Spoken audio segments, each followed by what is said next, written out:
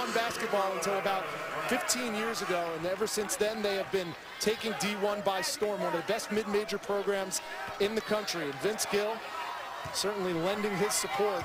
He's at a number of these Belmont games and hasn't missed one so far in Music City Madness. I've been really impressed with the support that both of these teams get, because even as we look around the stadium right now, Murray State well represented here, and a nice contingent for Belmont as well.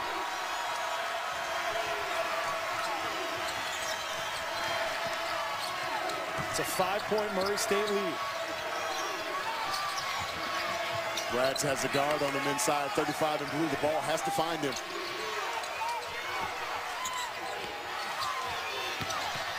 Brads jump stop. Smith, not that time. Out of bounds, and we have a dead ball at 1:34 remaining. But that's why it's so important to find where the mismatch is underneath.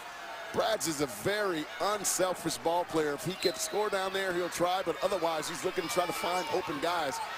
Nice play. Smith from the wing. No. Brads the offensive rebound.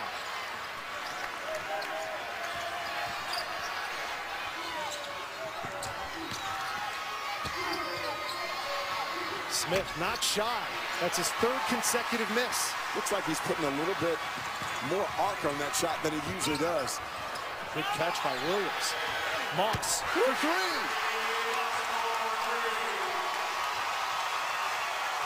That's phenomenal offense. Under a minute to go, largest lead of the game for the Racers.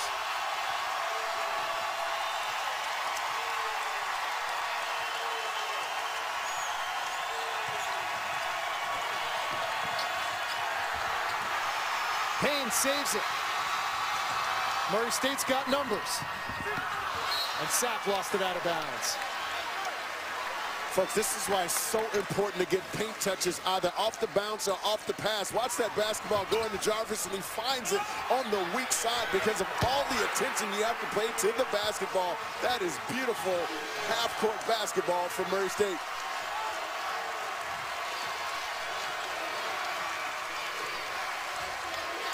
About a 3-second differential between the shot clock and the game clock. Pretty. Backdoor, Brads. Evan Brads has 8. That cuts the Murray State lead to 6. Slip that angle screen wide open. It's campaign time now with 5 seconds to go in the half. He gives it up to Sapp. Sapp off the window. And what a half it's been for TJ Sapp. 19 points to lead all scorers on 7 for 10 shooting from the field. Murray State has a 49-41 lead over Belmont with an in the first half tonight. TJ Sapp is off to a tremendous start, but they're going to need that kind of effort for him in this second half as well, because Belmont's done a terrific job of keeping Murray State off the offensive glass, something that Coach Bird was really concerned about in this game. And just a reminder, if you're just tuning in, what's at stake? Simply put, all the marbles. You win and you're in. The winner of this game advances with an automatic berth to the NCAA tournament, and this is a 1-bid league according to Joe Lunardi. Nice. Here's Farrell. Pretty. Oh, and he missed the bunny. Yeah, couldn't quite get that in his hand. Couldn't make up his mind whether he wanted to dunk the basketball or lay it up. That indecision cost them an easy basket inside. It's that mismatch inside with Brads, something that Belmont can exploit this entire second half. Nicely done. Evan Brads is in double figures with 10. 2-possession ball game. As well as Murray State has played, I still think they've missed out on some opportunities to get Jarvis involved in the offense, number 4 in yellow. That floater hasn't worked for Cameron Payne. That's one of his strong suits. Here's Layden, who's starting the second half. They're looking for a little extra muscle in the Bruins lineup. And he's been really good defensively for Belmont. Here's Barnett with a hand in his face. And Brads, number 1 in the nation in field goal percentage, has the first 2 buckets of the second half. Tremendous instincts around the rim.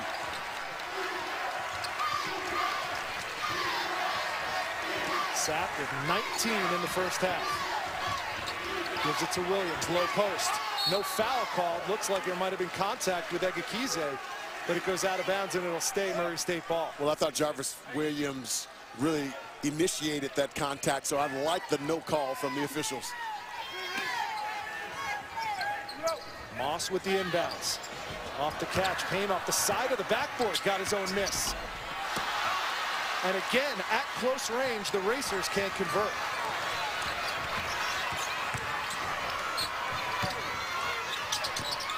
Sometimes you up those emotional games as Murray State has had last night.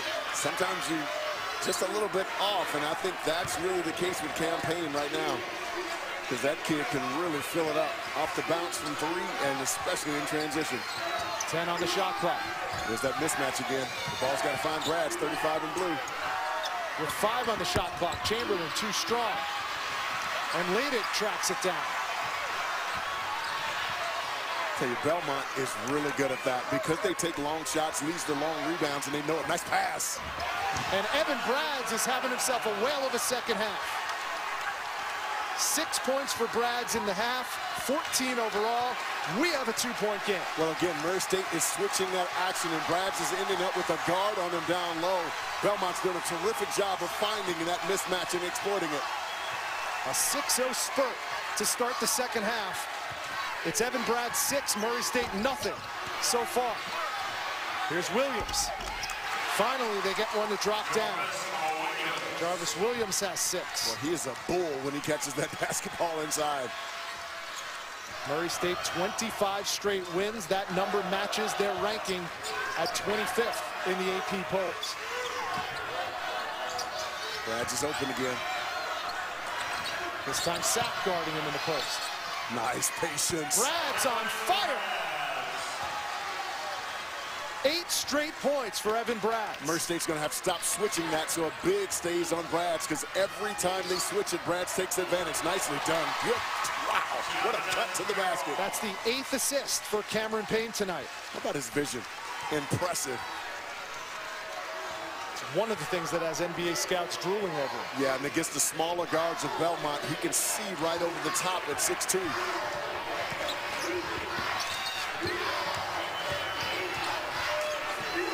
I think they try to find Evan Brads again, wouldn't you?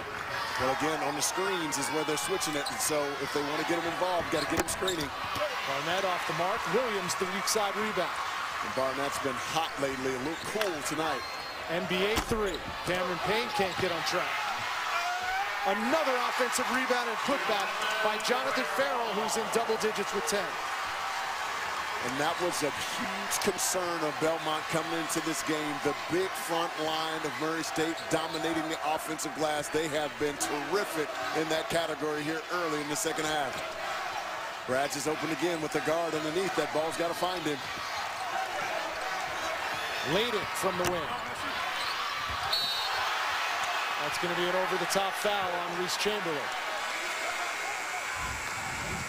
Evan Brads taking the game over in the early part of the second half. Doing a great job being patient underneath. The big fella going to work over the top, but Murray State has been dominant on the offensive end. The putback by Tim earlier today, Fonz, and he said, yeah, this time of year, whenever Murray plays Belmont, I get texts from all my best friends telling me that they hate me, and I get all these emails telling me that I shouldn't be wearing these colors.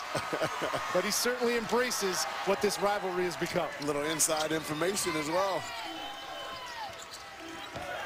Says he still goes back every year to play in the alumni game with players like Isaiah Cannon, who's with the 76ers now.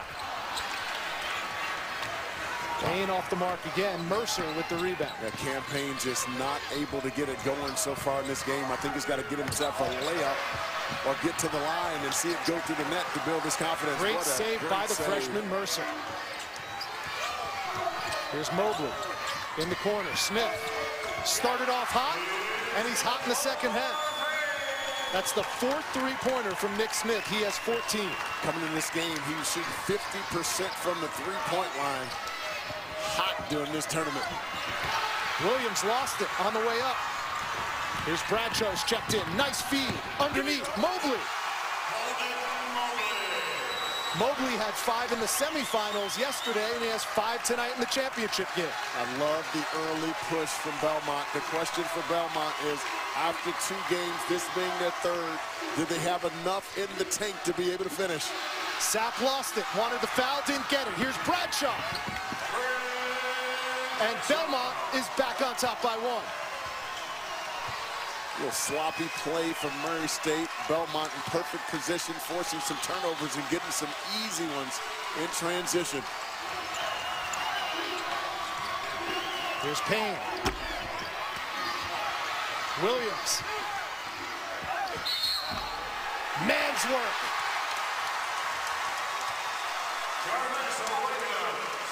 Well, his nickname is Bird, but he's more like a falcon on the offensive board. Without a doubt, one of the best offensive rebounders in the entire conference. Look at the patience there, finding the angle and the strength to get it up and in.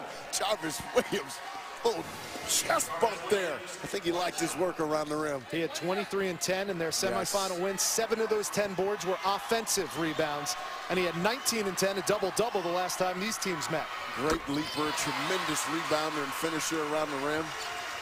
And now with 9 points, Jarvis Williams is 2 points shy of 1,000 for his career.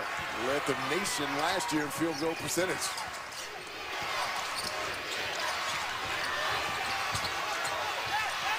Brads. And Evan Brads will go to the line. He has been absolutely dominant in the second half.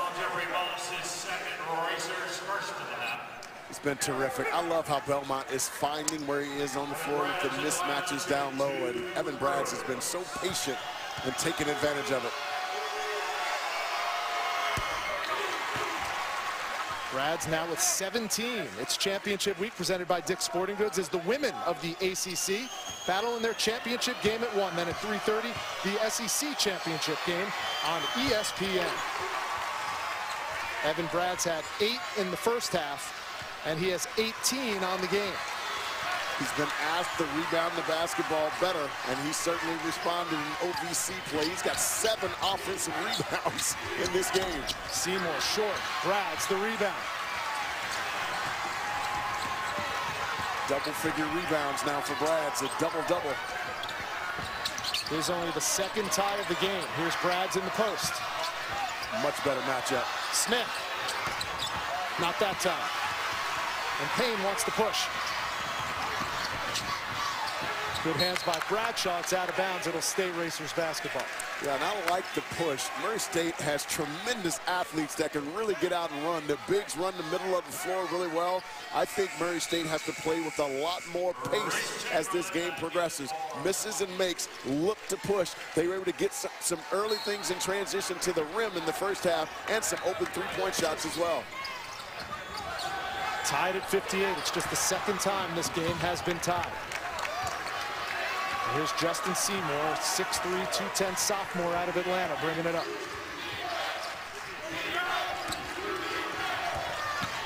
Sapp, 19 in the first half, has his first 2 in the second half. A game-high 21 for TJ Sapp. Spin move, Bradshaw, SC top 10 again. What a spin.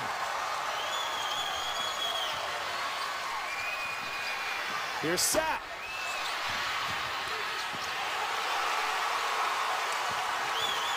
Hustle points for Chamberlain on that one. Yes, sir. He is a tough customer. He lowers that shoulder going into the lane and got a foul. Guys, watch Craig Bradshaw spin levitation, and that's how you finish those plays. Keep your eyes on the rim. Watch his eyes, folks. His eyes stay fixated on the rim, and that's how you finish those shots. That is beautifully executed by Craig Bradshaw. Talked to him about the play last night. That was the number 8 play in SC Top 10 yesterday, and he said, yeah, it should have been higher than that. They put a cricket play ahead of mine. I agree. He should have been at least 3.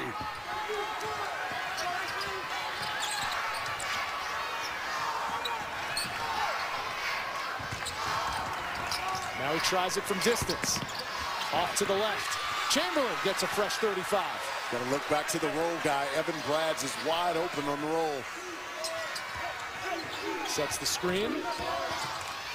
Bradshaw can't find him on the roll.